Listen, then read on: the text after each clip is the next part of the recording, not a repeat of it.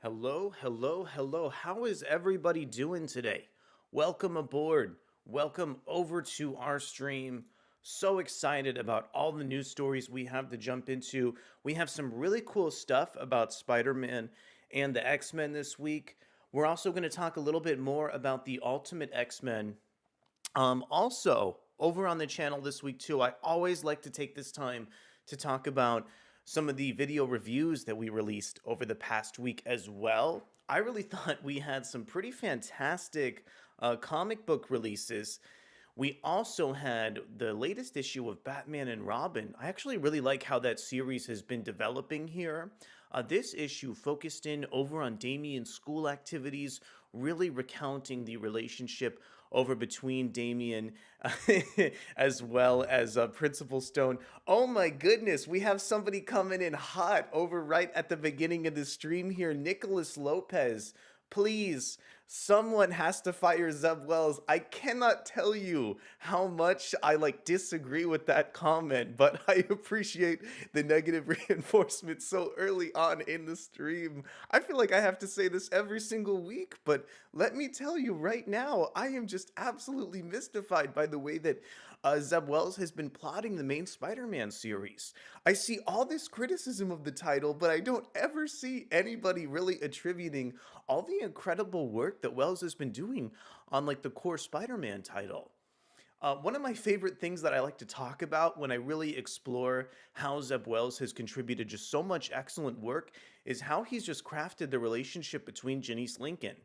At one point, Janice Lincoln was just a supporting character over in the Spider Man series, but it feels like Zeb Wells has really stuck with that character for such a long time that she's graduated into a really tragic and harrowing supervillain that may be on the wrong side of trying to defend her father's territory.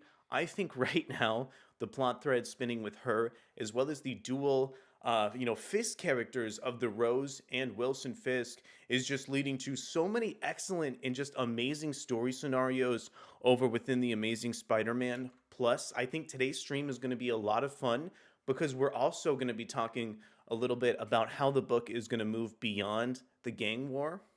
Now, to be totally honest, we don't have that much information here, so I am going to be cobbling together some upcoming preview pages, some upcoming solicits for various issues. But I'm telling you right now, it's going to be a lot of fun. And plus, I think Zeb Wells' plotting on that series has just been so intricate. Elsewhere, before we kick off our stream here, just want to encourage you to check out those video reviews over for Ultimate Spider-Man and Rise of the Powers of 10.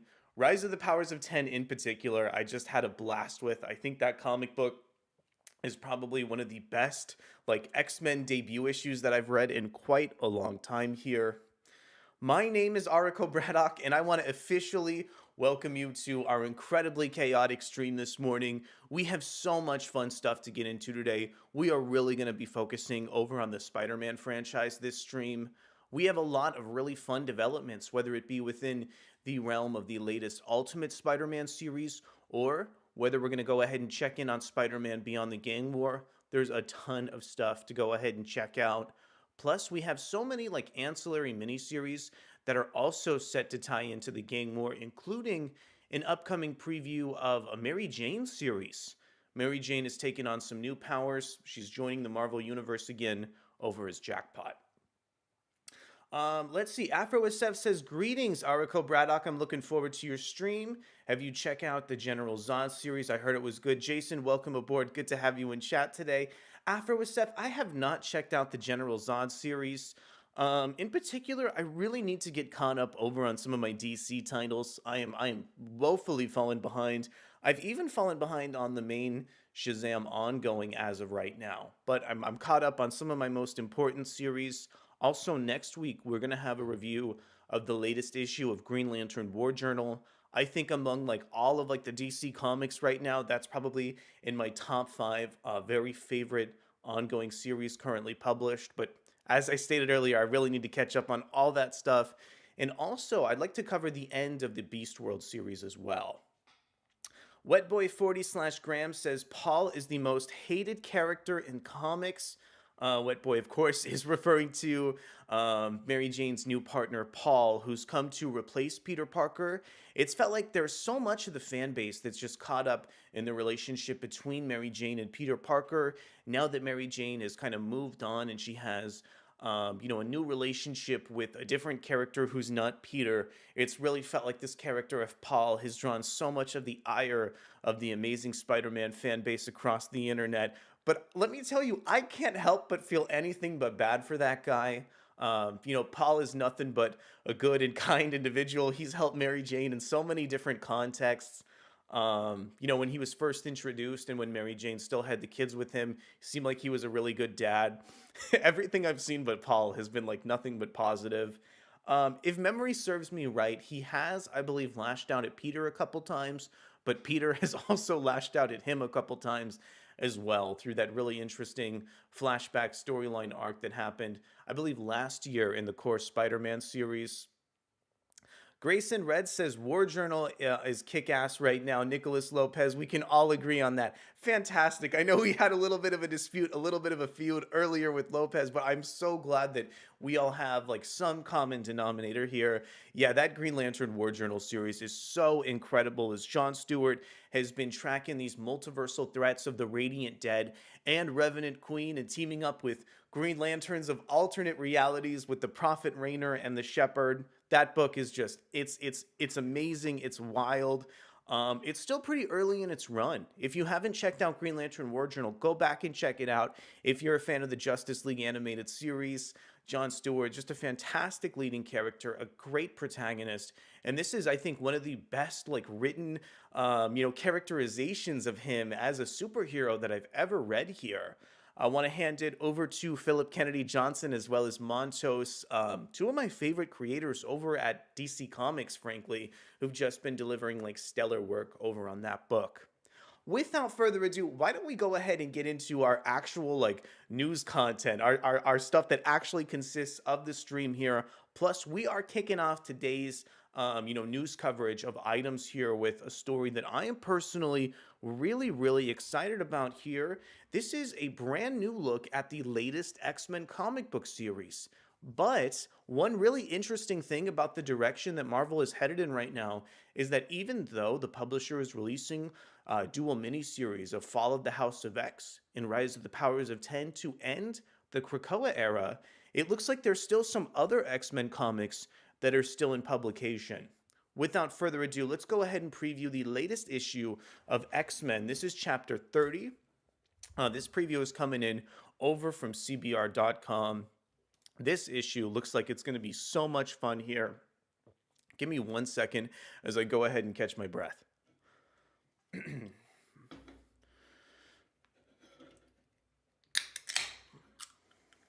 All right, this one coming in over from Brian Cronin on CBR.com.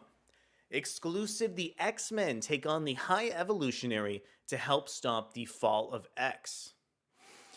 Okay, so right now we have our characters of Talon and Synch, who are currently leading the undercover X-Men right now in their battle against Orcus. I feel like over in the main X-Men comic books, the tone has taken on this like almost post-apocalyptic bend or almost like a cat and mouse game, as Orcus appears to be just one step ahead of the X-Men at every opportunity here and has really put the X-Men on the run following their just devastating attack over on the Hellfire Gala. So now our team of underground X-Men, consisting of some really interesting characters like Miss Marvel, Rasputin 4, plus Synch and Talon, are going to set to explore how they can do battle in combat against Orcus. So over in this issue, X-Men Chapter 30, it looks like the X-Men are actually trying to negotiate a deal over with the High Evolutionary to try and stop the kill switch that was programmed amongst the drugs that they're circulating to the human population. One of the main things that Orcus did to turn the distrust of the general people among the mutants was to introduce a kill switch over in the Krakoan medicines. So our X-Men are going to team up with the High Evolutionary in issue 30 to try and find some way to stop it.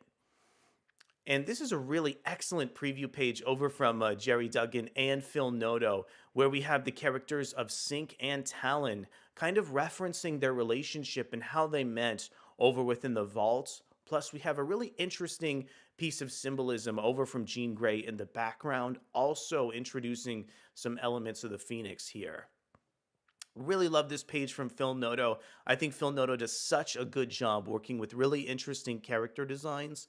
I also love how this page references the really interesting romantic relationship over between Sync and Talon.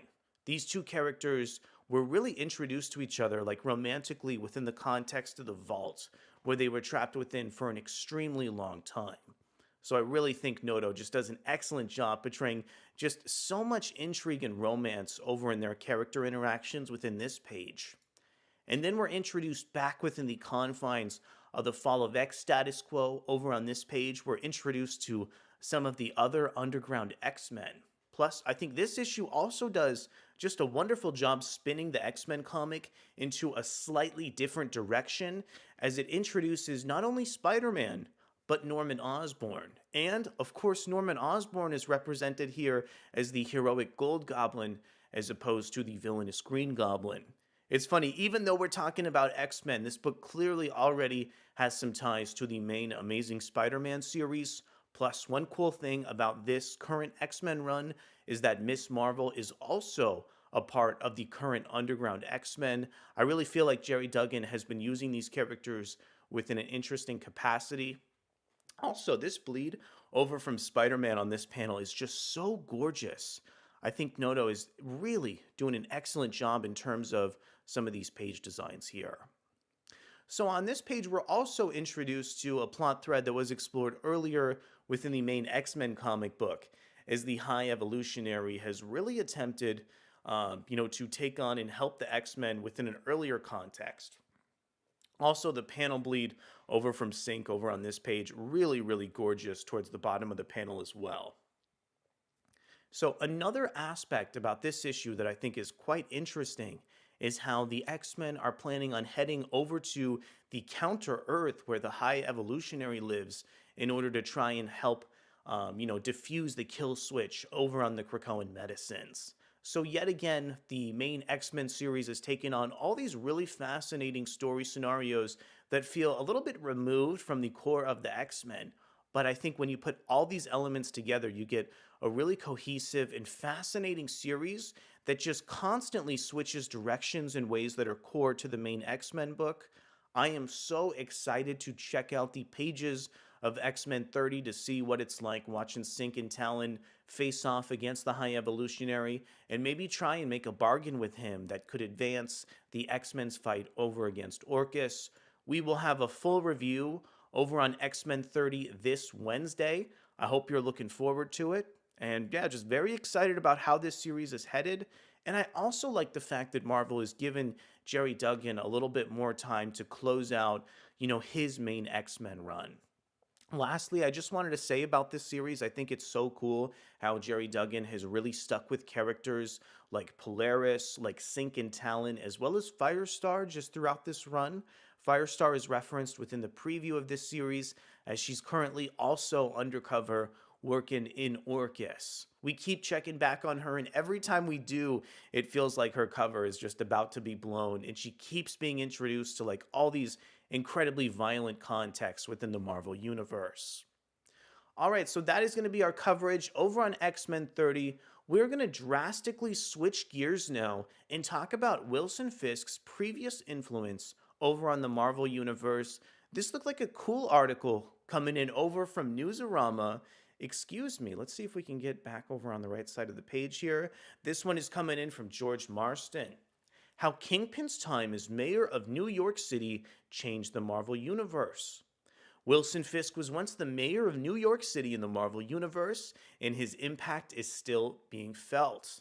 So currently, Luke Cage is the mayor at Marvel, but as this article really hints and indicates here, there's still some lasting impact over from Wilson Fisk's tenure as the mayor of New York City. Let's go ahead and just dive in and see what aspects are still affecting the Marvel Universe. For a brief time, Wilson Fisk was the mayor of New York City, And even though he's since retired from politics and crime, see the latest chapter of The Amazing Spider Man for more information on that one, and more recently unretired from the latter, the impact he had on Marvel's New York City is being felt even into the term of current Marvel New York Mayor Luke Cage. So, what happened when Kingpin was the mayor of New York City, and how does it tie into his recent comic book return? Back around 2017, the Marvel Universe was recovering from an all out war with Hydra in the story Secret Empire, which led to the political upheaval all over the United States. Man, this is kind of taking me back over to this period at Marvel when this title was being released. I was such a big fan of the Charles Soule run over on the core Daredevil series. I also feel like this plot thread over with Wilson Fisk becoming the mayor was so interesting, and I would have liked it to, stick around in the Marvel universe for a long time and be explored in just a lot more context. I think one of the aspects that really held Marvel back from exploring this and diving as deep into it as they wanted to was how much of an allegory that Wilson Fisk being the mayor had to Donald Trump at the time, surprisingly enough. So it felt like Marvel was a little bit more apprehensive about leaning into this plot thread as I would have liked. Thankfully, though, it feels like in some of the aftermath, they're still exploring, the lasting impacts of this storyline. Wilson Fisk uses his considerable resources to help people who are trapped in New York City after a Hydra attack, parlaying the turmoil into a last minute candidacy for mayor. After refusing to acknowledge his well known criminal past, Fisk is elected, though it's later revealed he fixed the vote.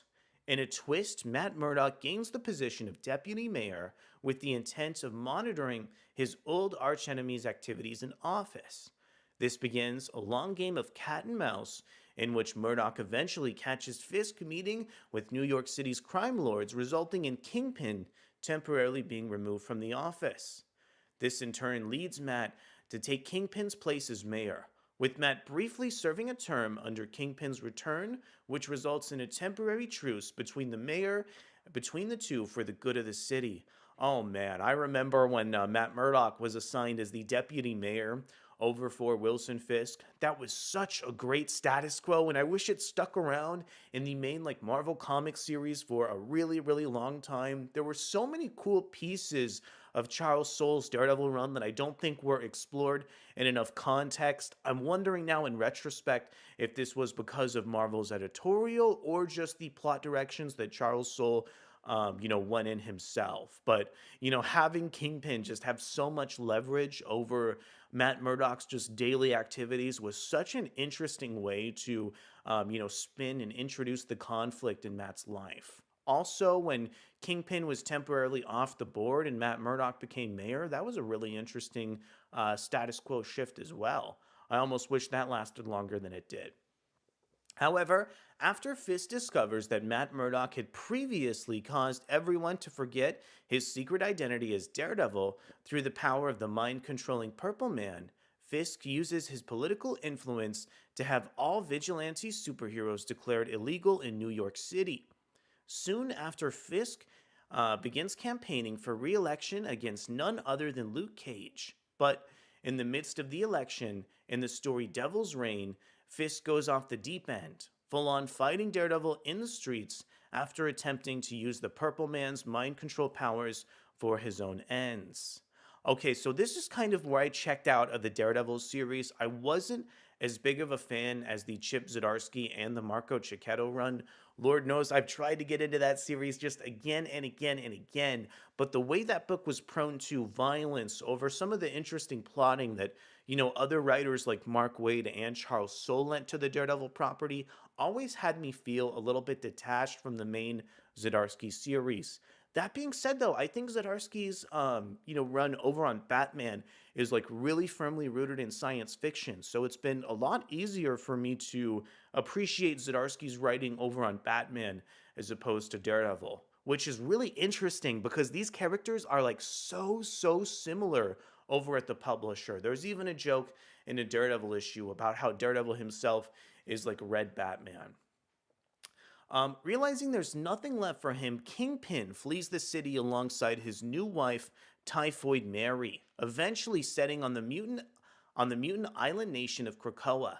Thanks to Mary's status as a mutant, Kingpin's departure leaves Luke Cage holding the bag as mayor of New York, working to repeal Fisk's anti-vigilante laws through due process, while also attempting to protect his allies who still operate in the city from criminal charges.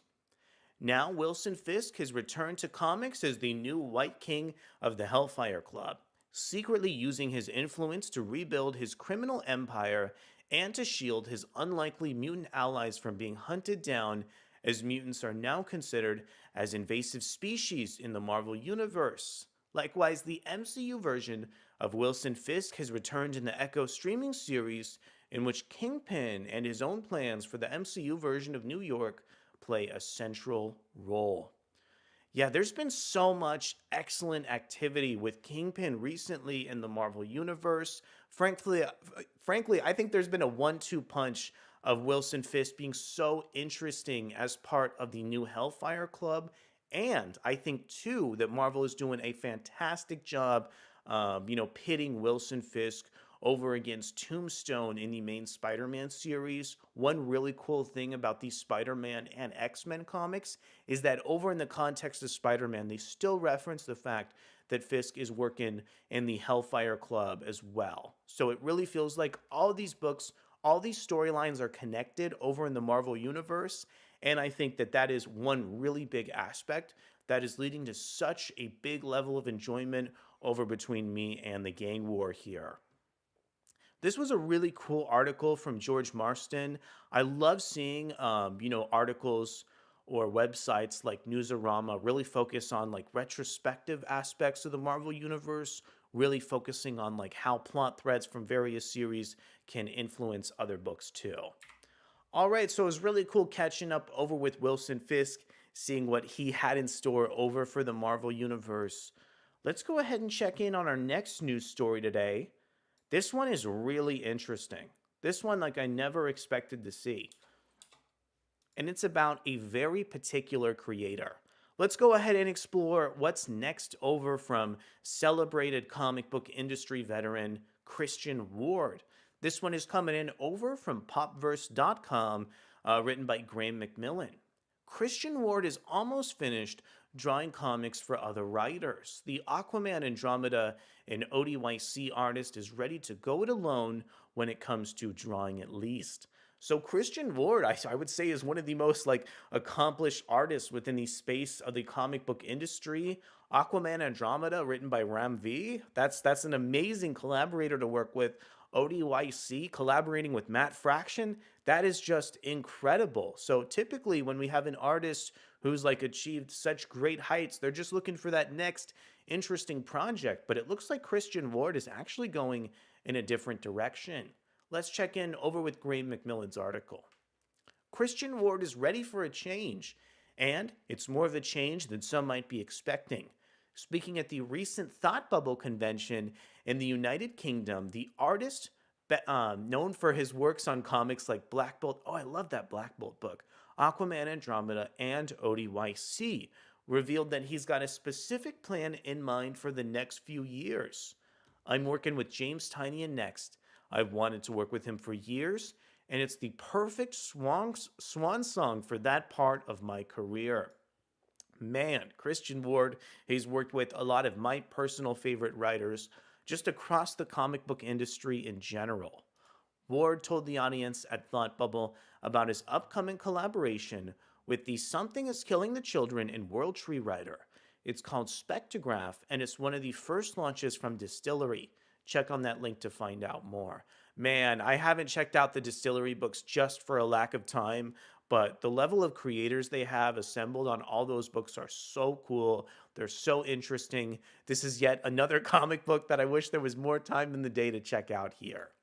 What's of note, however, is the mention of his being a swan song from that part of his career, because as far as Ward is concerned, it'll be the last time he draws comics for other writers.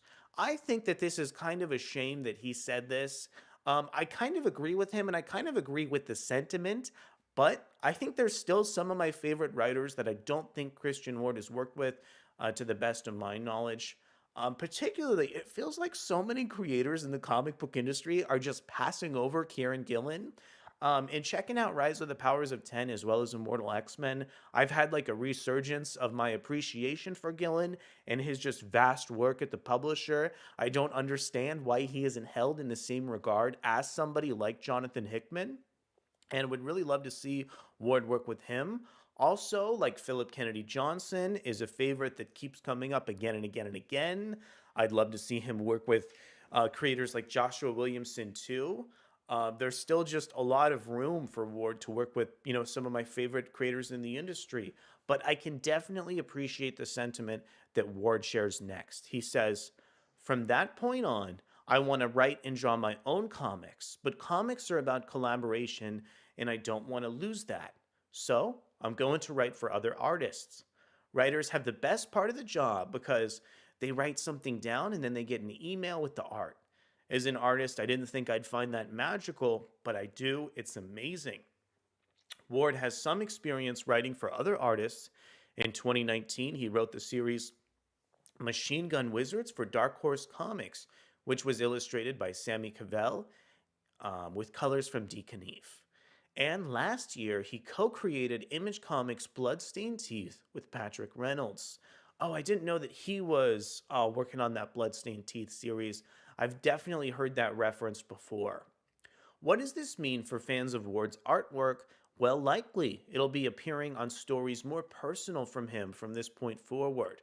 And also, those that want to see him working on mainstream Marvel and DC characters might want to think about commissions or crossing fingers about variant covers just in case.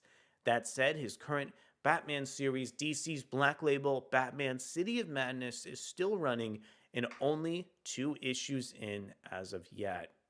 So, just a really interesting sentiment that I don't think I've ever heard expressed from an artist in quite this way, but I can't do anything but really respect it. It feels like Christian Ward, as a creator, has achieved such incredible highs over within, titles like DC Comics, as well as like ODYC and some of his other books. So, taking on a new challenge and having him accomplish yet another, mountain within the comic book industry should be really, really interesting.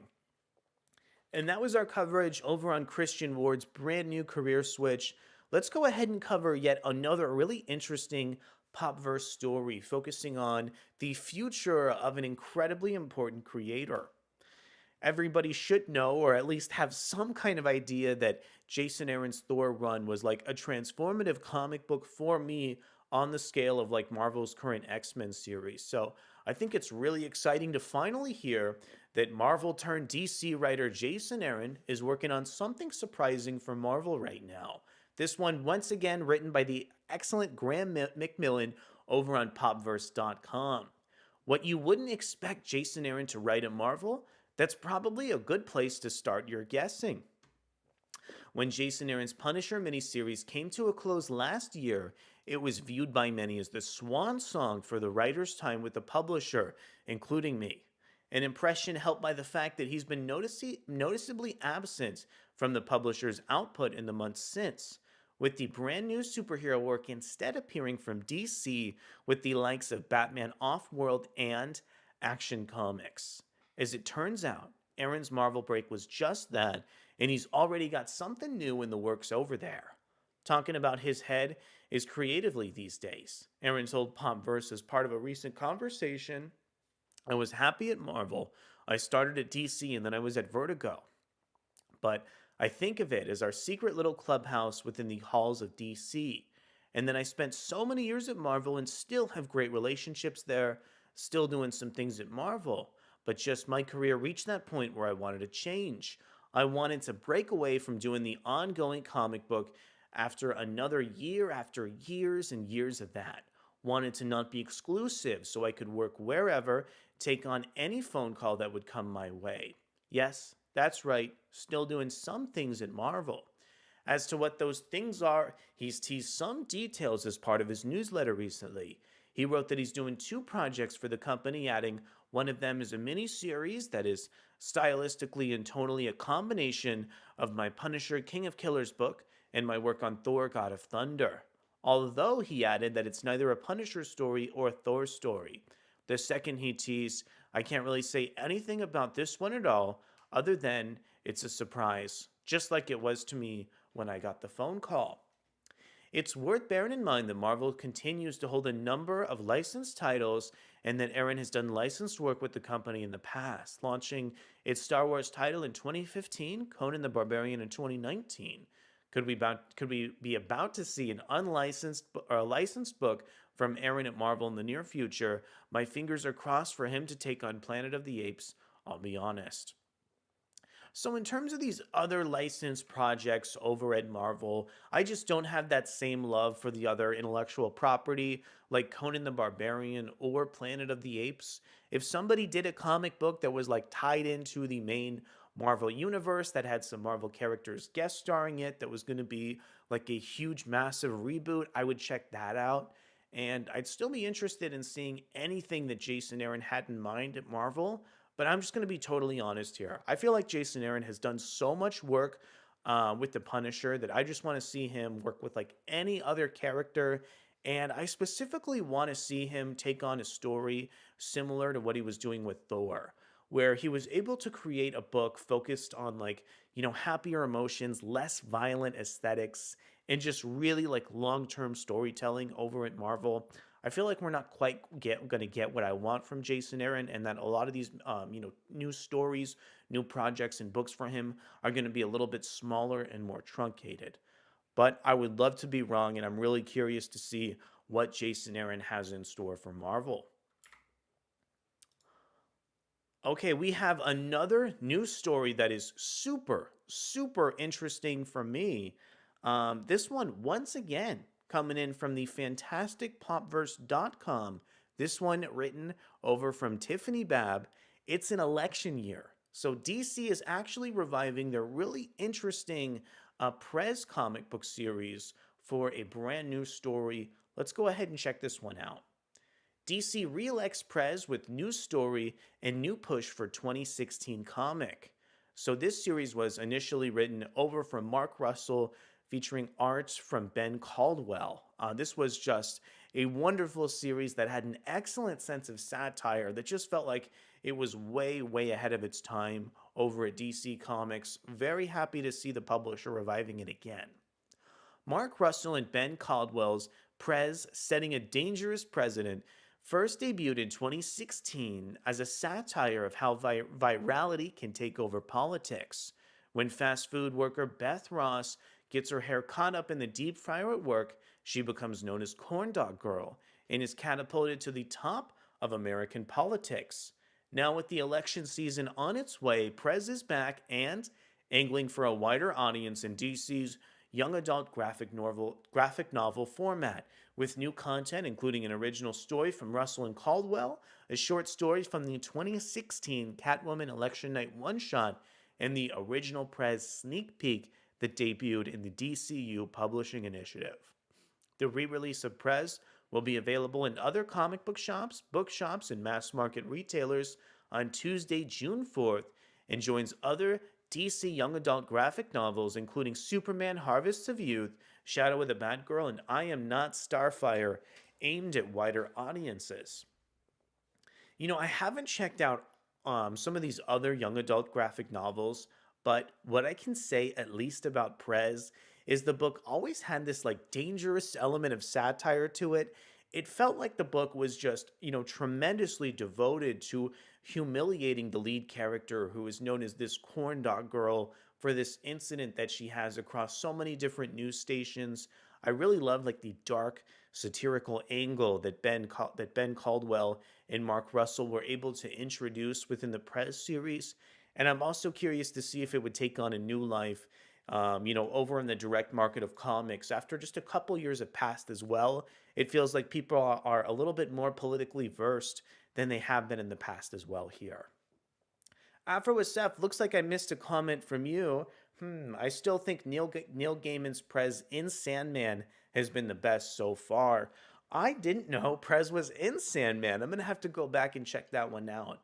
Afro SF, did you ever get the chance to see this Prez series? I think this one was also pretty phenomenal over at DC Comics too. Excuse me. And the Prez series debuted during a really weird time over at DC as well, during that DCU initiative. Okay, without further ado, let's go ahead and head into one of our latest news stories here. So, this is one of our cover stories over at Marvel. This one's super interesting. It looks like the character of Ghost Rider is taking on a brand new villainous identity. And today we're going to go ahead and see why or how the Hood has taken on the identity of the Ghost Rider. Let's go ahead and check this one out in just a moment here. Okay, so here is the cover over on Ghost Rider Final Vengeance. The Hood debuts as the new Ghost Rider in Benjamin Percy and Danny Kim's Ghost Rider Final Vengeance on sale this March. So, Marvel has always done really interesting things with the character known as the Hood. I know the Hood was a big fan over of Brian Michael Bendis, who did so many interesting things with the character during his run on the New Avengers. And to me, I'm not familiar with where the Hood has been recently, so having him meld with the Spirit of Vengeance, who has been introduced to so many new hosts lately, has been a really fascinating way to introduce this character in a new context. Right now, I'm loving the way that Marvel is introducing these new like status quos and character dynamics too. By introducing like so many new versions of existing characters, it feels like Marvel is almost strengthening their publishing line, kind of similar to DC right now. The Marvel supervillain taking over as Ghost Rider revealed. Over the years, the spirit of vengeance has burned its way through various hosts, and this March, it'll abandon Johnny Blaze for a new writer in Ghost Rider Final Vengeance. An evolution of Benjamin Percy's acclaimed Ghost Rider run, this new series will see an iconic supervillain unleash hellfire as the new Ghost Rider, the criminal mastermind known as the Hood. Armed with a demonic cloak and dark mystical abilities, Parker Robin's undying lust for more power and fortune has made him one of the Marvel Universe's most dangerous threats. Now, with the spirit of vengeance claiming what's left of his soul, there is no stopping his bloody takeover of the criminal underworld. By the time Johnny Blaze is able to claw his way back from the abyss to reclaim the spirit of vengeance, it'll be far too late. Joining Percy will be artist Danny Kim, who delivered a terrifying showdown between Ghost Rider and the Hood in last year's Ghost Rider Annual 1. The rising star has designed a brand new look for the Hood and Ghost Rider that is sure to strike fear into readers' hearts. Okay, so I'm really happy to learn a little bit more about the relationship between the Hood and Ghost Rider and the fact that the duo have already had a previous encounter at Marvel Comics too. Some villains you know all too well, Doctor Doom, Thanos, Mephisto, but I found it especially fun to bring the lesser known baddies out of the shadows and give them a shot in the starring role. That's what I did with Omega Red during X Lives of Wolverine and X Deaths of Wolverine. And that's what I'm doing now with Ghost Rider, Percy explained. The Hood wants a taste of the big time, and he's made a deal with the devil to help him on his way. This is what happens when the spirit of vengeance is stripped from Johnny Blaze and grafted onto a character who has no moral compass. An epic crime saga flavored with horror awaits readers in Ghost Rider Final Vengeance. Okay, let's go ahead and check out some of the design documents we have as well. Looks like these are designs over for the Hood Ghost Rider coming in from Danny Kim. I always like to compare the sense of minimalism to the actual design of the costume in terms of just looking at these character designs. On this one, it does look quite busy here. There's a lot of just metal pieces accommodating Parker's outfit. I wish it was maybe a little bit more subtle in terms of its design. But I still think this is probably a little bit more subtle than what you'd see generated just a couple decades ago with the character. I really like the fire kind of like protruding inside of his hood and how it doesn't escape his hood too. Yeah, there's something about the spikes on just kind of like the back of his costume and design here that just feels a little silly when it's complemented over within the hood of Parker Robbins as well. But I don't think you can have Parker Robbins without his signature hood. Let me tell you, this design is looking a lot better when some of the flames are implemented over in the background. See the Hood embracing his new role in the Ghost Rider Final Vengeance 2 cover by Juan Ferreira and Kim's original design sheet. Be there for this dark new chapter of Ghost Rider when Ghost Rider Final Vengeance Issue 1 debuts on March 13th. This one written by Benjamin Percy, featuring art by Danny Kim, and we have a cover over from Juan Ferreira. Once again, I think characters like the Punisher, like Ghost Rider, can feel super derivative, due to the fact that they're being introduced to the Marvel Universe as anti heroes. So I'm really happy to see Marvel kind of shaking up the status quos, introducing other concepts, identities, and characters, and really just moving, I would say, the whole Marvel Universe into something a lot more interesting. These are characters that have just been so exposed across so many mediums that I really think it's necessary in the space of comics to get as many readers as interested as possible by just taking these really big swings alongside these characters. Okay, so for the rest of the stream here, we're going to go ahead and explore the Amazing Spider Man franchise in a lot more context. We're going to go ahead and start today by talking about the Ultimate Spider Man series that debuted this past Wednesday. So, a lot of readers are really anticipating the main Ultimate Spider Man comic for so many reasons. It's one of the first Marvel ongoing series to debut as part of the publisher's latest Ultimate Comics line. And there's also a really interesting bit of plot context that was introduced over in Ultimate Invasion 2. So, Marvel actually just released a small bit of news regarding the Ultimate Spider Man series. There's a brand new RB Silva cover coming on Ultimate Spider Man issue 1. Let's go ahead and check it out right now. This article is coming in over from comicbook.com. The first issue of Ultimate Spider Man from writer Jonathan Hickman and Marco Cicchetto is swinging back to print. Marvel Comics on Wednesday published the first printing of Ultimate Spider Man 1, the debut title of the new Ultimate Comics line, and the new Ultimate Universe. The publisher has announced that a second printing of the issue will return to shops with Ultimate Spider Man 2 on February 21 and will receive a new second printing cover by RB Silva. So this second printing cover from RB Silva is just so excellent. It is so beautiful here. I want to take a really big look at it over on the screen. So I always like how these second printing covers just reference so many plot details within the scope of the main comic book. This one is really interesting too because it introduces some plot threads that I don't think were just directly referenced over in the core Ultimate Spider-Man book. So we have the new Green Goblin character who was featured on one of the pages. It looks like we have one of the Hulks introduced during the Ultimate Invasion series, plus the relationship between Peter Parker, Mary Jane, and some of Spider Man's children are directly referenced. I also like how Ben is introduced alongside the Daily Bugle newspaper, and we have the Captain Britain character who I actually don't believe showed up within the context of the main Spider Man issue as well. And to make matters even more epic, this entire cover is illustrated by just the excellent and phenomenal RB Silva, who is just the current artist tearing up the pages of Rise of the Powers of 10 alongside Kieran Gillen. So, yeah, really think this is just a wonderful sense of just logo design, a wonderful design over for the cover, and just a great way to introduce another small piece of brand new context over for the core Ultimate Spider-Man title.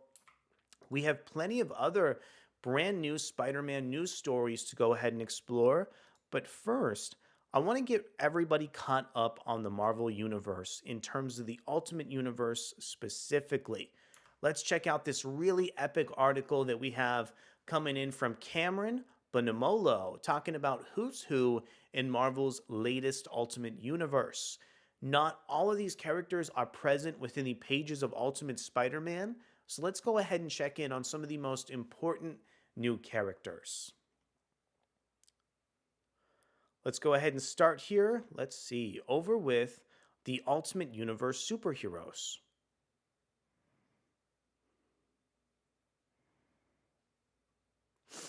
You know what? I don't think we can read this article. It's written here just as a direct list. So we're going to go ahead and just skip past this and head into a different news article. Give me one moment here.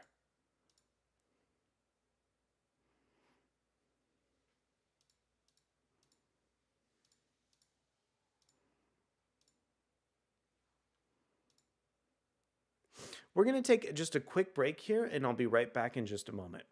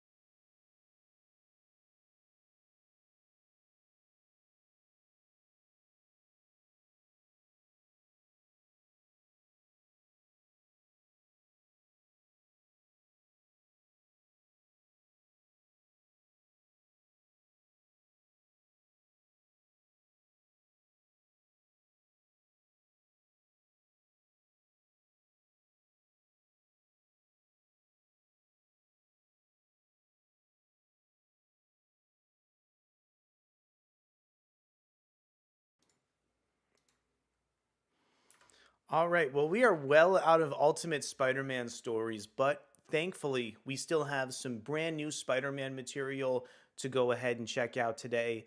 Let's go ahead and dive into Spectacular Spider Man. This one is set to be really interesting because it's reintroducing Greg Weisman and Umberto Ramos back into the Spider Man character. Greg Weisman worked on the excellent Spectacular Spider Man animated cartoon here, and today we're going to see what he has in store for his latest Spider-Man comic book series alongside Umberto Ramos. Plus, we have just a gorgeous David Marquez foil variant to go ahead and check out too. This one coming in directly from Marvel.com. This March, Peter Parker and Miles Morales join forces as true partners, teaming up on the regular for missions that require a double dose of webhead. It's a duo better than dynamic, amazing, sensational, superior. They're spectacular. Written by Greg Weisman and drawn by artist Umberto Ramos, Spectacular Spider-Man will mark Peter Parker and Miles' first ever ongoing team-up series.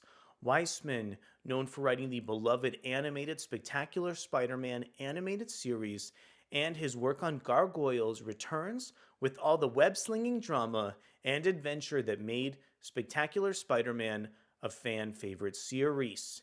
And who better to bring this new saga to life than one of the definitive Amazing Spider-Man artists, Spidey legend Umberto Ramos. Together, they'll mold a rewarding mentorship between Peter and Miles as the two swap intelligence and tips, combine their strength across threats, and learn from each other's differences in age and experience. The pair's journey kicks off with an epic run-in with the Jackal. Like so many of Marvel's most anticipated launches, the debut issue of Spectacular Spider-Man will stand out at comic book shops with a special foil variant cover. Drawn by superstar artist David Marquez, this piece is a breathtaking depiction of both Spideys doing what they do best. Okay, we've done enough teasing. Let's go ahead and get the cover up on the screen here from David Marquez. Really, I would say one of the founding artists on the core, like Miles Morales character, who really worked on the Ultimate franchise during like a pivotal time over with Miles's development. Really cool to see him return to Miles Morales alongside Peter Parker, even if it's just for the span of this one cover alone here. Just like Sarah Pichelli, I am so interested in the way that artist David Marquez is just able to introduce the fascinating anatomy for characters like Miles Morales. It feels like, these creators have a strong eye for just the design of these characters that always lend an interesting sense over to their poses. I'm so thrilled to be writing Spidey again, and the fact that I get to write both Spideys together makes the gig doubly sweet, Weissman shared. It's fun for me because in this book, I see the younger Miles trying really hard to show his maturity to his mentor Peter, while the older Pete feels free to let out his inner 16-year-old with Miles. So there's a bit of role reversal to see the normal mentor protege relationship than one might expect to see. But I think both Pete and Miles still feel very true to the character, and when things get serious, so do our boys. What we're seeing here is the evolution from mentor and protege to them simply being good friends, and that change of status in process as it is really interests me as a writer. Oh, and Umberto's art is so damn gorgeous. Spectacular Spider Man issue 1 is on sale March 6th. Once again, featuring writing from Weissman, arts and cover from Ramos, and we have this beautiful foil variant cover from Marquez. I just wanted to say here one last, really, I think, big piece of commentary regarding Spectacular Spider Man is just the fact that I've seen writers try and take on the like mentor protege relationship between Peter and Miles in the past. Specifically, I've seen this played out over in the Spider Man 2 game, and I just don't think it's that interesting. I'm really hoping Weissman has just some other like story hook or story idea to make a like ongoing series between Peter and Miles really take on that like epic sensibility that it should have. When I look back at comic books like Batman and Robin, that dynamic between Batman and Robin has been explored in like so many different ways. It feels like that book should be incredibly derivative, but it isn't. So I'm hoping that this Spectacular Spider-Man series will take on some of those similar plot threads as opposed to just exploring all the repetitious ways that these characters have already referenced their relationship with each other time and time again. If anybody can do it, it's Greg Weisman. The Spectacular Spider Man animated cartoon was just way better than it had any business being in the first place. I told you we were going to talk about the future of Marvel's Amazing Spider Man franchise, and I do not intend to make myself a liar. Let's check out this article from Cameron Bonamolo over on comicbook.com. Frankly, I think we've already explored all the individual pieces of this story, but still watching it come together is really fascinating. Norman Osborn is set to return as the Green Goblin in Amazing Spider Man. Our sins always catch up to us in the end, and your sins are so many, Norman Osborn. So said Stan Carter, the Sin Eater, when he had the Green Goblin at his mercy in the Amazing Spider Man 50. On a mission to cleanse the world of sin, the Sin Eater shot Norman and cleansed his soul. Norman lived, but Spider Man's sworn archenemy, the Green Goblin, was dead. His sins purified, a reformed Norman Osborn helped Spider Man battle the demonic kindred, an enemy birthed by Norman's sins past, and became the superhero Gold Goblin. Whatever comic book this was written in, whether it be Nick Spencer's run on the series, whether it be Dan Slott's, I never had the joy of being able to go ahead and check it out. But I think this storyline for Norman Osborn has really created just a fascinating point for Marvel's latest Spider-Man series to jump off of. The way that Peter and Norman's relationship has just been explored as the context with them both being heroes has just added such a sense of pathos and a driving force to that comic book. I've also loved seeing so many of the villains within the Amazing Spider-Man franchise try and turn Norman back into the villainous Green Goblin time and time again. However, it looks like Norman Osborn's hero days are over. Marvel announced the return of Norman Osborn as the Green Goblin in the official solicits for Free Comic Book Day. According to the publisher, Free Comic Book Day 2024 Spider-Man The Ultimate Universe 1 will set up Norman's Goblin relapse in the pages of Zeb Wells' run on Spider-Man. Norman's return to villainy comes as Marvel revisits the first Goblin, the Proto Goblin, in April's Spider Man Shadow of the Green Goblin, a 4-issue limited series from writer J.M. DeMatteis and Michael Sta Maria. So that's actually a really cool way for Marvel to explore the history of the Goblin characters just in time for them to make a really shocking status quo reveal as well during Free Comic Book Day. Frankly, this title is also exciting because I'm interested in checking out all of the underpinnings within the Ultimate Universe and this brand new Dennis Camp series that Marvel Comics has in store. Norman Osborn from Green Goblin to Good Guy. To recap, Peter Parker and Norman Osborn has been working together since Amazing Spider-Man 7. Oh my gosh. So they started working together in issue 7 and we're at issue 40 right now. It's been such a long time that Norman and Peter have been able to kind of walk on the side of the angels together and, work together as a team. When Norman offered Peter a job at his company, the new Oscorp focused on finding altruistic uses for Norman's engineering proficiencies. Norman equipped Spider-Man with the new high-tech spider suit and glider and has been one of his most trusted allies since. And just like so many of the other character relationships in Spider-Man, Norman has appeared time and time again, arc after arc, to help out Peter. Peter's also helped Norman as well in various instances. After the clone son, Sergei Kravenov, returned to help Dr. Octopus plan his revenge on Norman Osborn, the new Kraven the Hunter teamed with Dr. Ashley Kafka after the physical manifestations of Norman's sins turned her into the Green Goblin. Want to give a big shout out to the Gold Goblin, published over from Christopher Cantwell and Marvel Comics. I think that book did just a really, really good job introducing some brand new plot threads for the core Amazing Spider-Man series and just making Amazing Spider-Man a better comic book in general. It was at this time that Norman confessed to Peter his sins of relapsing into the supervillain who murdered Spider-Man's girlfriend Gwen Stacy. Kraven mystically imbued a spear with the sins of the Green Goblin and hunted Norman to restore his sins, thereby unleashing the Goblin. But when Spider-Man threw himself in front of the spear to save Norman and prevent the Goblin's return, the disembodied sins of the Green Goblin coursed through Spider-Man's veins.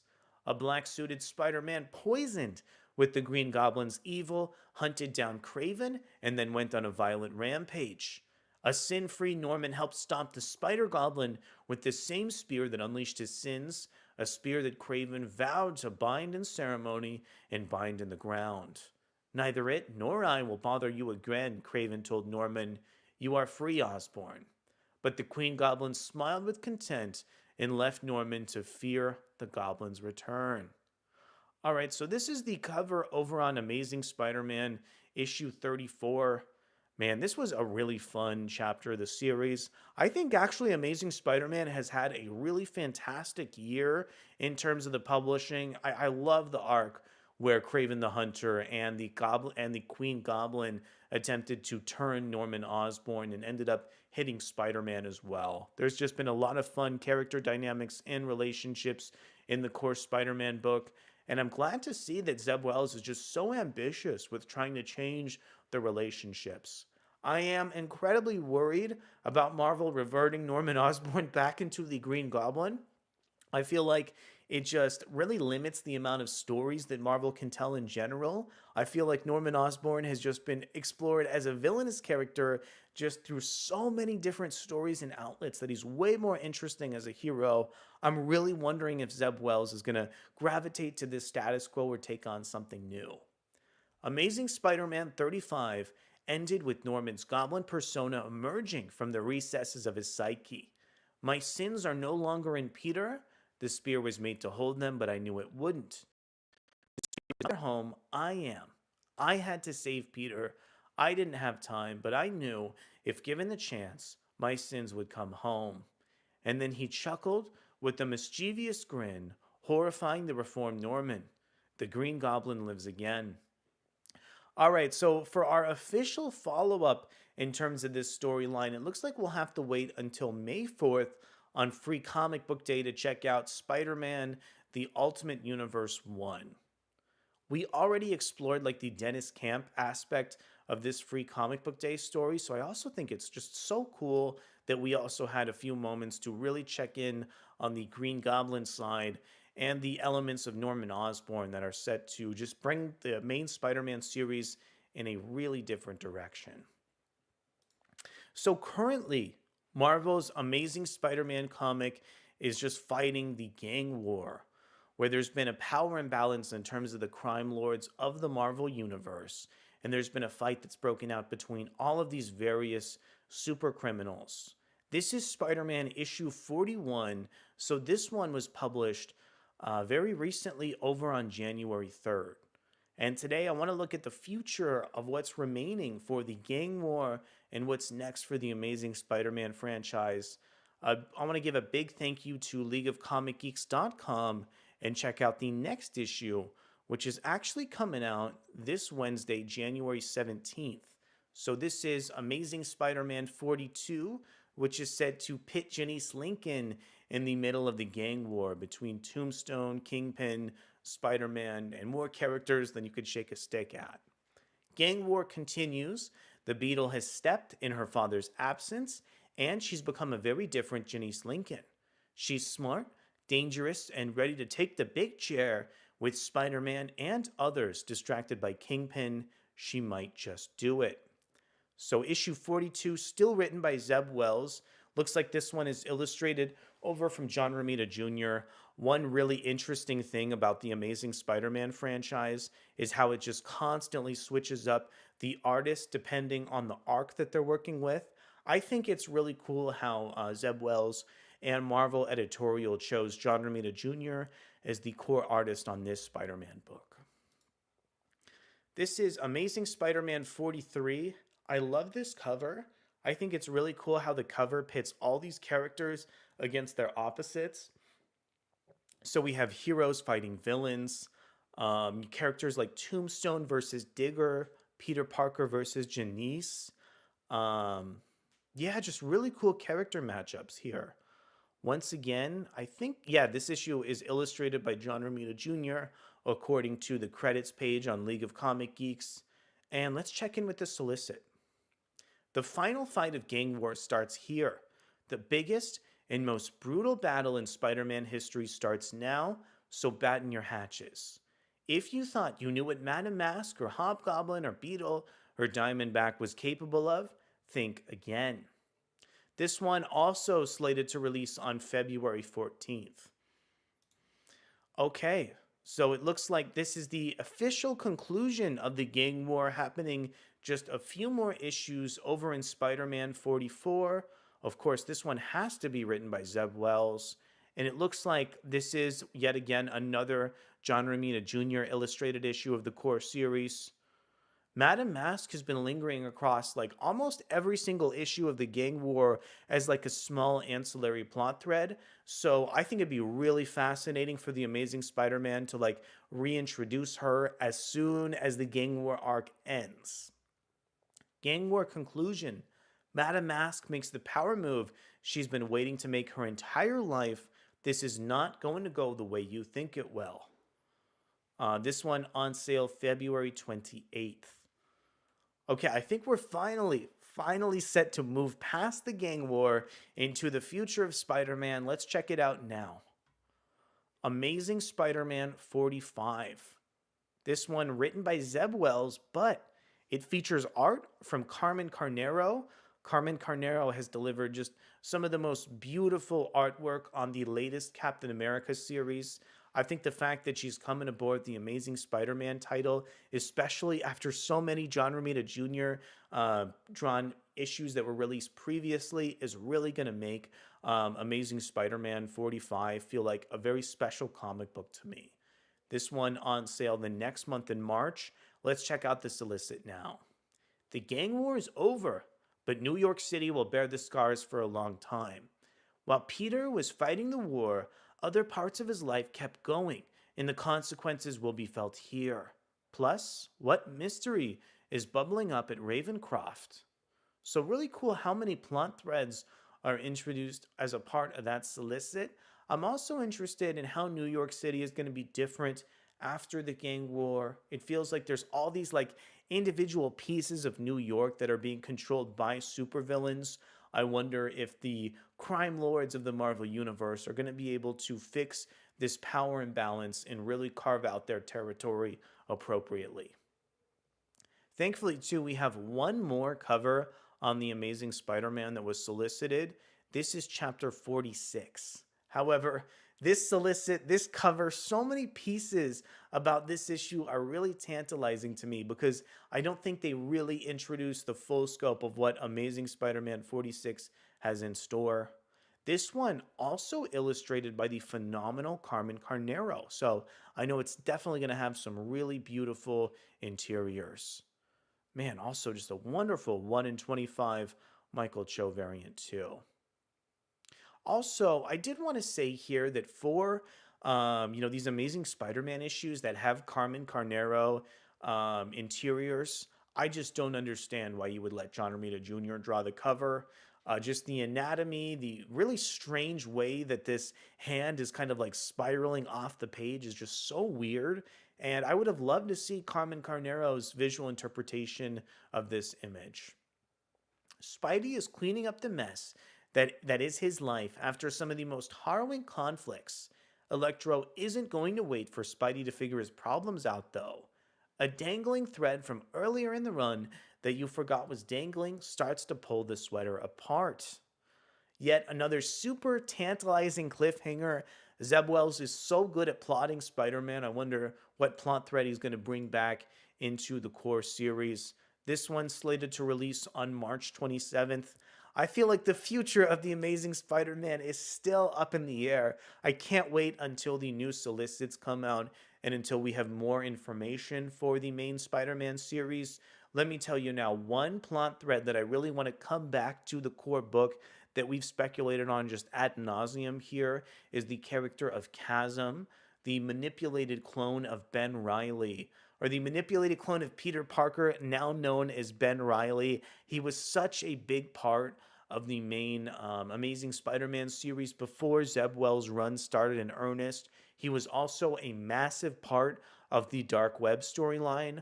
I also had a chance to check in and see that some of those dark web issues of Spider-Man sold like really, really well. So I wonder if or when. I really think it's a matter of when, not if, that Ben Reilly is set to return to the pages of Amazing Spider-Man and just cause so much strife over for Peter as a character. It was really cool seeing Ben Reilly resurface in the pages of Dark X-Men, but he had such a brief, such a short appearance there. I also feel like probably before the main Spider-Man run ends from Zeb Wells, he's at least going to have maybe one more storyline or at least one more character moment over with Tombstone as a character as well. They have such a great relationship over between Peter and Tombstone.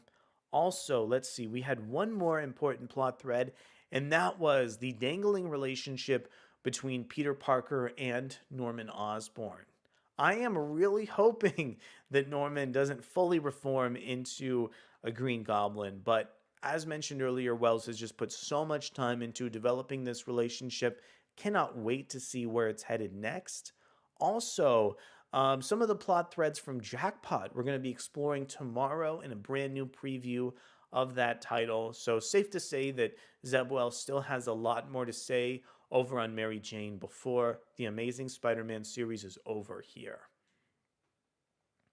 Okay, so we're going to go ahead and close out our stream with the latest X-Men Monday here. This one coming in on January 8th. and it's going to be a deep dive into Fall of the House of X issue 1.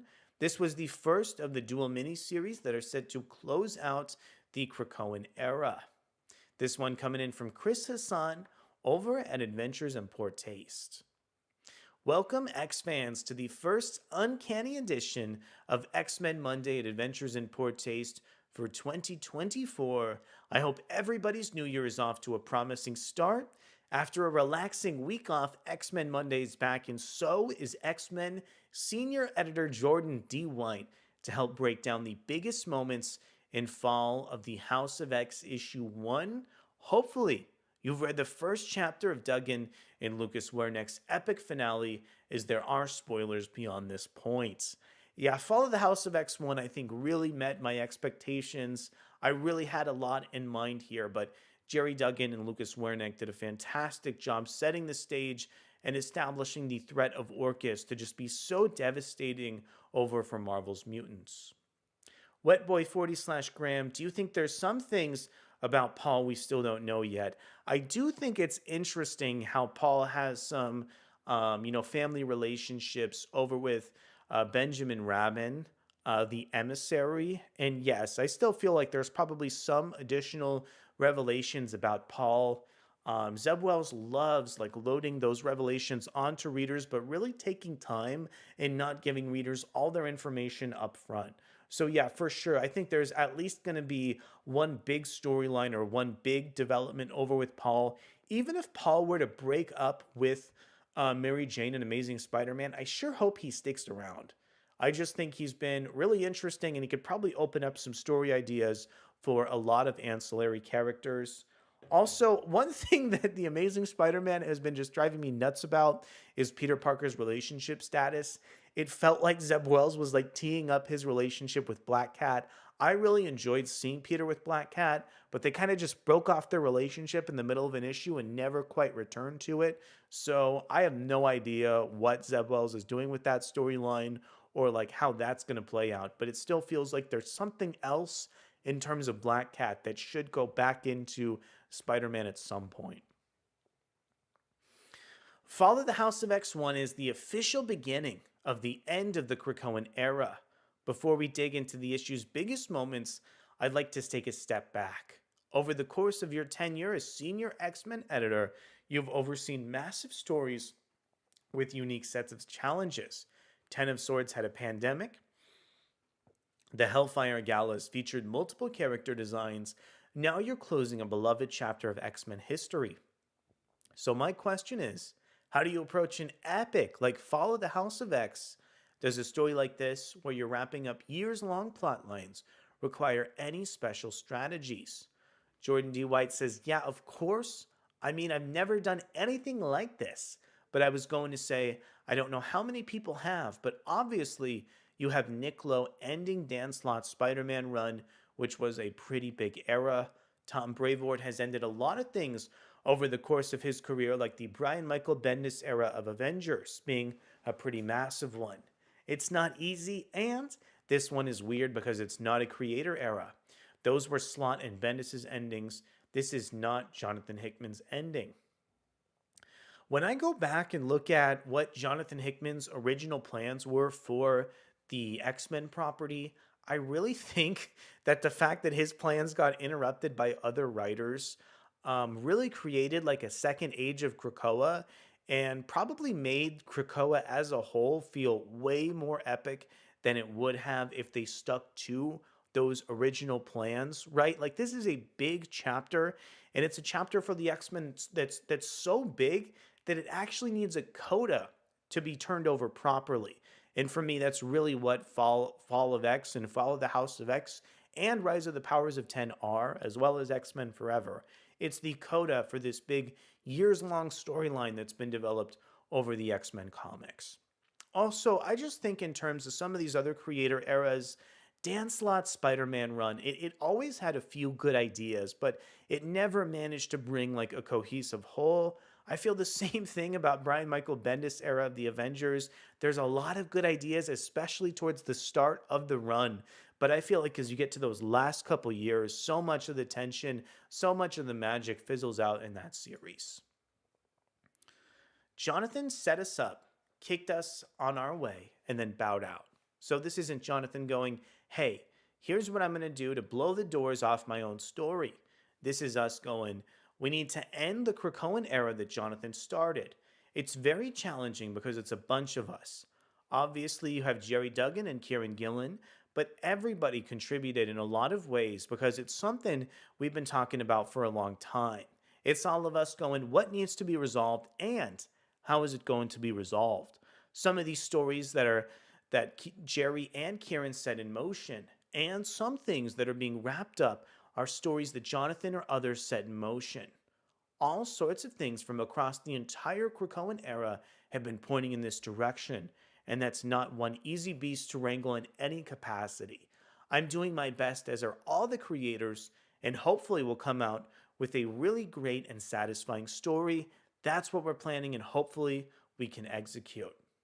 All right, so we are diving directly into Fall of the House of X issue 1, talking about this interesting recurring dream that Cyclops has about this mysterious redhead. Will we be revisiting this dream and its mysteries in the issue to come?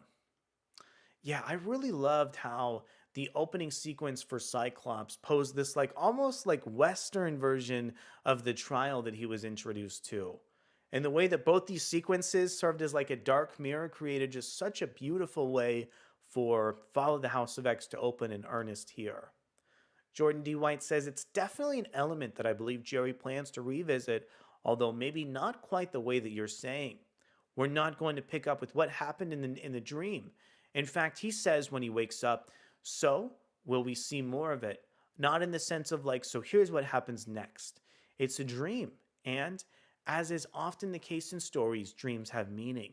Is it a literal meaning or is it just an emotional meaning to Cyclops? That remains to be seen in the story. Grayson Red says, "Free my boy Scott." He's been in Orcus's clutches for a long time now. Throughout almost the entirety of Fall of X here. But for me, I feel like Cyclops is, the way he's been kind of taken off the board has increased the stakes of Fall of X and has given a sense of tragedy to the X-Men line. Plus, Cyclops is going to break out really soon here, anyways. We last saw Cyclops wearing his 90s Jim Lee costume. What's the reasoning behind him standing trial in his classic costume? Jordan D. White says, well, I think Orcus just felt like it tested better, right? No, I think the real reason outside of this story is because we're doing a story that has to do with mutant history and the span of all X-Men. So it made sense to do some things that were calling back to not just what we've done in Krakoa, but to the eras before as well. Thank God for Jordan White. Thank God for him, like really establishing all these plot threads and really taking care to introduce these elements of past X-Men runs. I feel like all these little, small bits of detail help make these X-Men miniseries just feel so like super, super epic for the main X-Men line.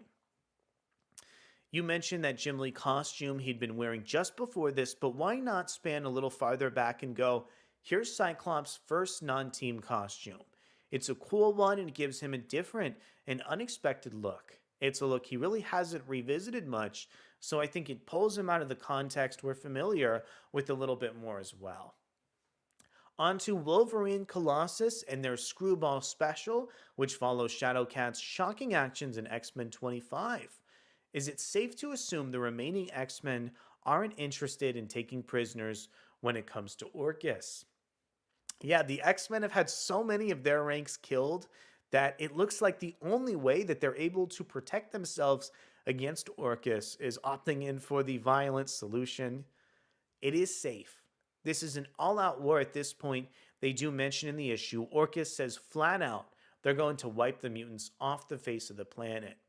These are not silly supervillains who are trying to take over the world because they like money. They're not trying to make people into dinosaurs or weird things like that. They're trying to exterminate people because they're different and mutants are not having it. Readers know Omega Sentinel's secret from Inferno. Dr. Elia Gregor doesn't. But what about Cyclops? Do you think he suspects something Dr. Gregor doesn't know? Jordan White says, well, I think Cyclops does know some things that some of the Orcus human members don't, at the very least because he knows more about what Moira learned in her lives than they might have known. These are things that Moira told Xavier and Emma that then got passed on to the Quiet Council. Those are things Cyclops at this point would know as well, and it's unclear how forthcoming Moira has been with every part of Orcus. I think it's safe to say that Moira's allegiances are to herself and not to Orcus.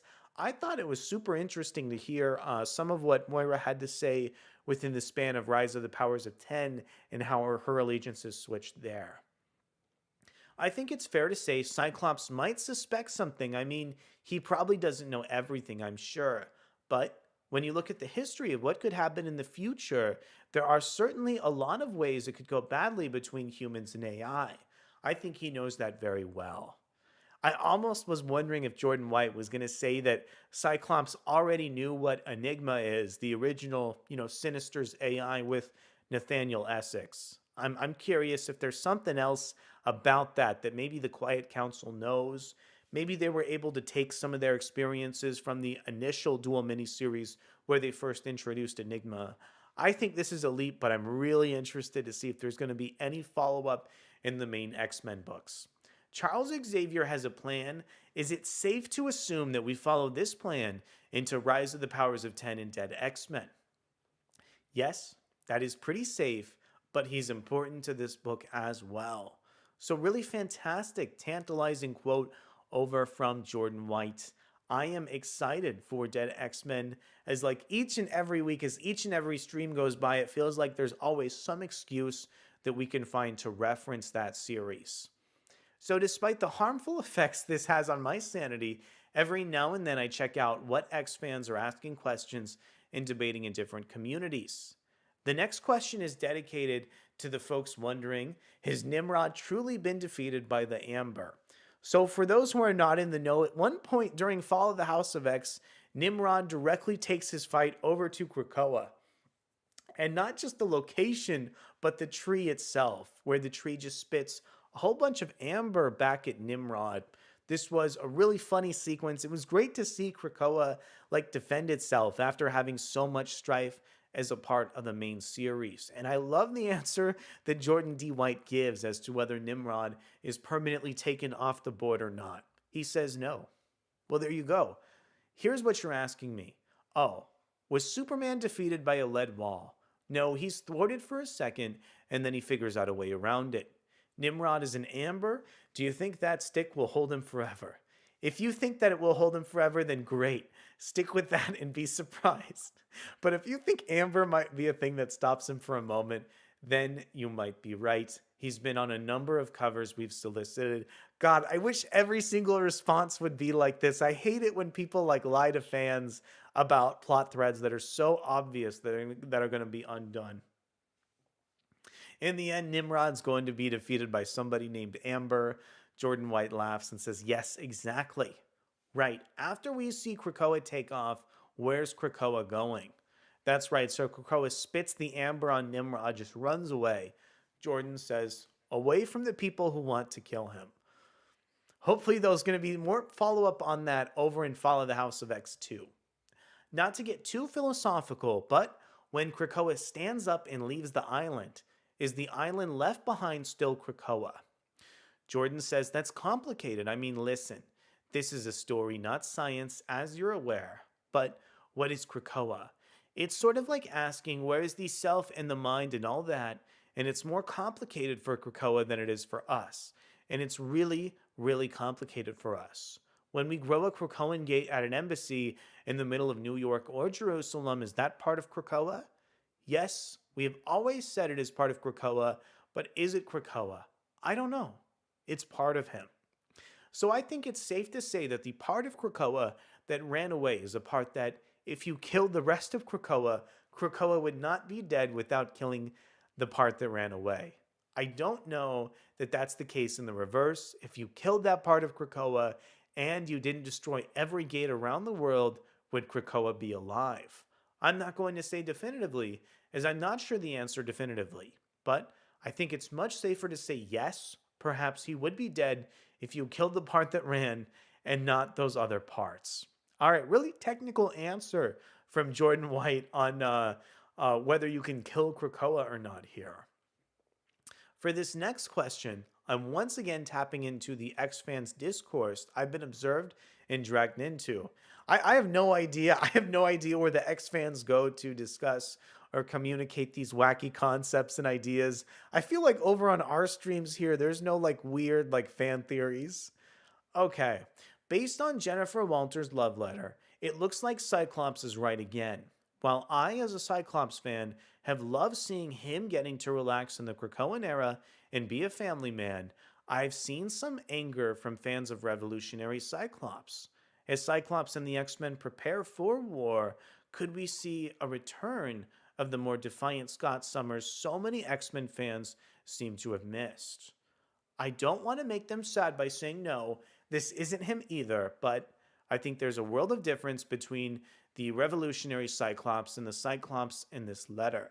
Because Cyclops has been thrust into a war that isn't a war of his own making. Revolutionary Cyclops was very much going, I'm not going to let the new normal be that mutants are being casually oppressed. And I'm not going to let the status quo be because the status quo is bad for mutants. Krakoa upset all that by going, well, we aren't going to let the status quo be because we're going to flip it on its head.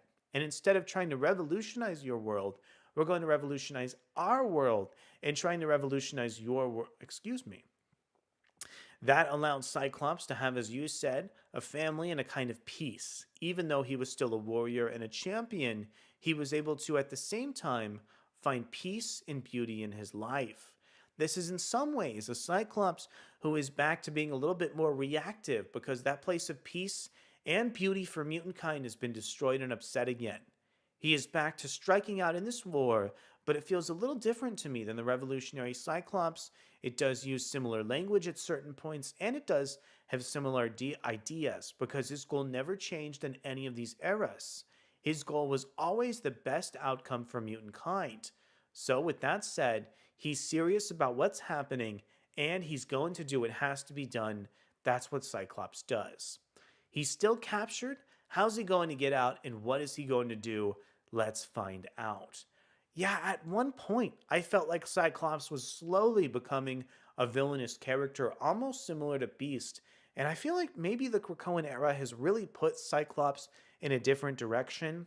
I feel like one of the most important decisions or character beats that Cyclops made throughout the Krakoan era was just talking to Ben Urich and revealing just some of the secrets that caused the Inhumans to target Krakoa as a part of Judgment Day here.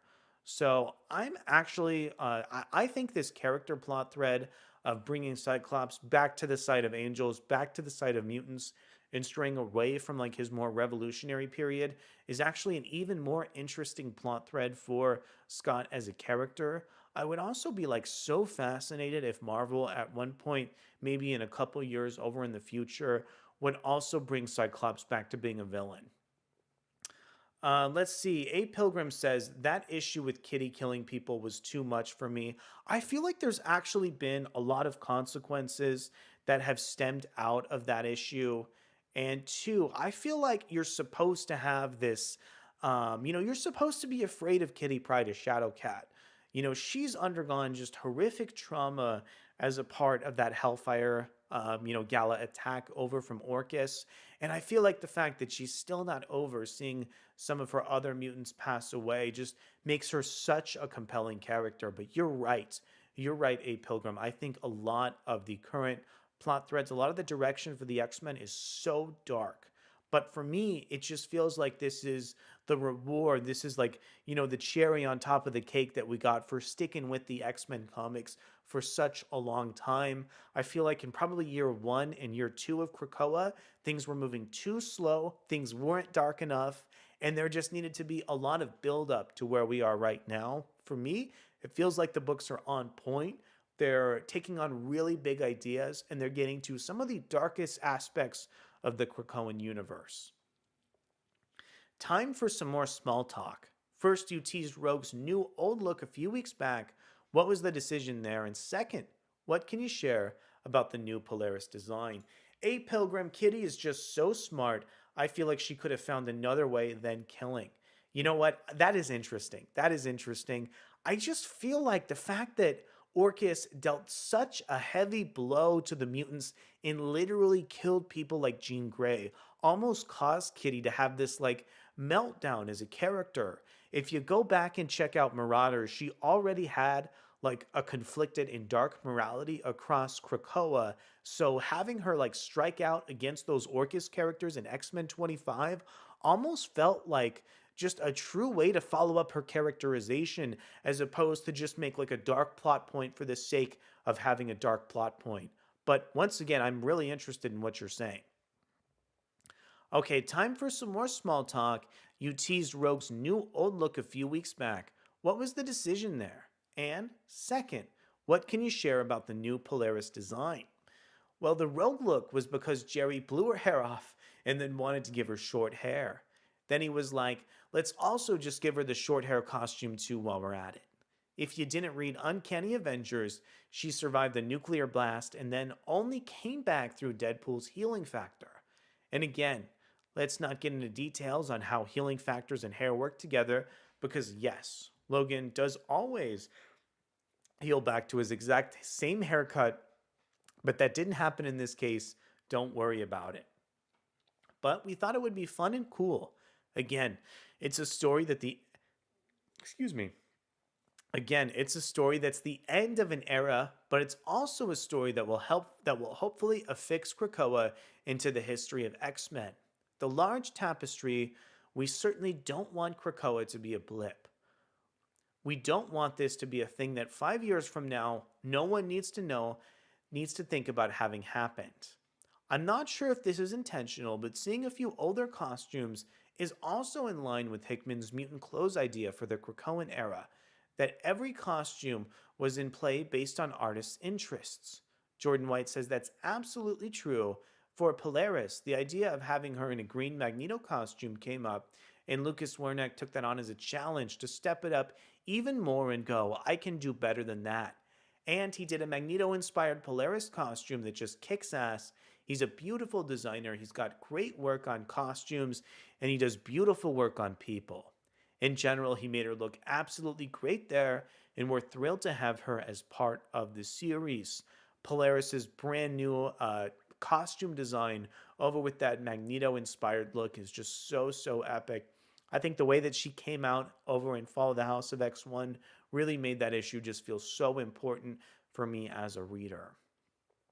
I do want to mention that Polaris is on the last page of this issue because she won that contest. Honestly, all three X vote winners are going to be in this series and have been important over the fall of X and in the end of this era because they won those contests.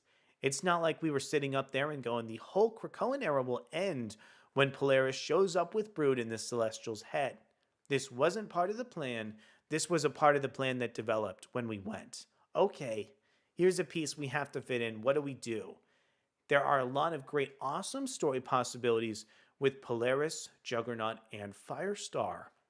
Yeah, once again, Jerry Duggan just takes characters like Polaris, Juggernaut, Firestar, finds really interesting roles to slot them back into the narrative, and then creates an interesting way to just bring his X-Men book forward, whether it be his own X-Men ongoing series or Fall of the House of X. Finally, what can you tease about Fall of the House of X 2 and Rise of the Powers of 10, which is this week?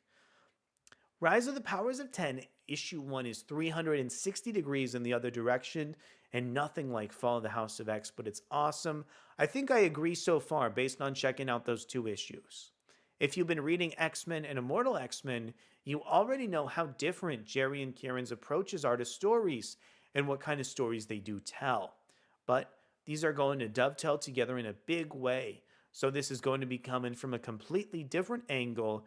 We've teased very little about what the actual content of what Rise of the Powers of 10 is.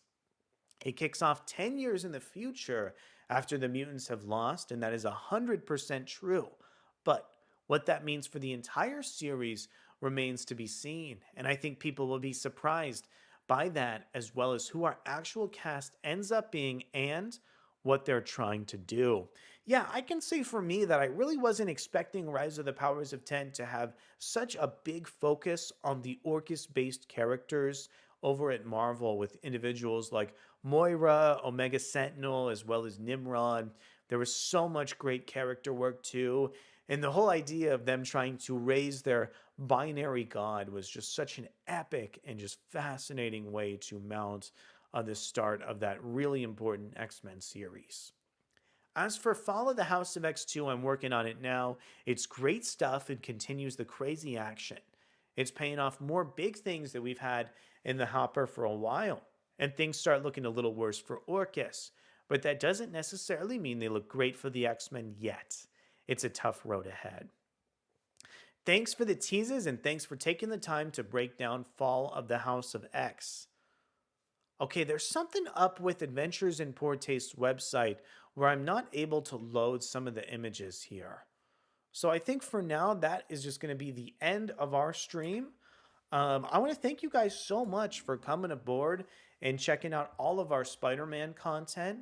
So, the plan tomorrow is to do a bunch of huge, really bombastic X Men stories. We're also going to check in on some previews for upcoming comic books. I am really, really excited about the stream tomorrow here. Let me see what else we have in store.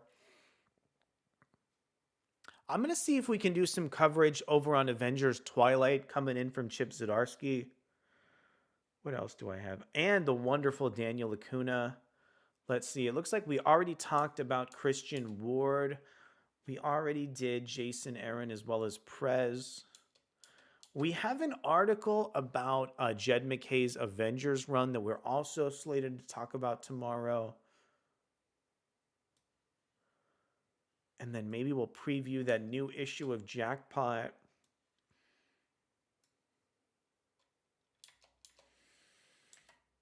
But yeah, lots of really exciting, lots of really interesting things to come. I want to thank you one last time for coming to check out our stream. And we'll be back tomorrow to see what else is in store for the X Men amidst their next reboot. Thanks so much.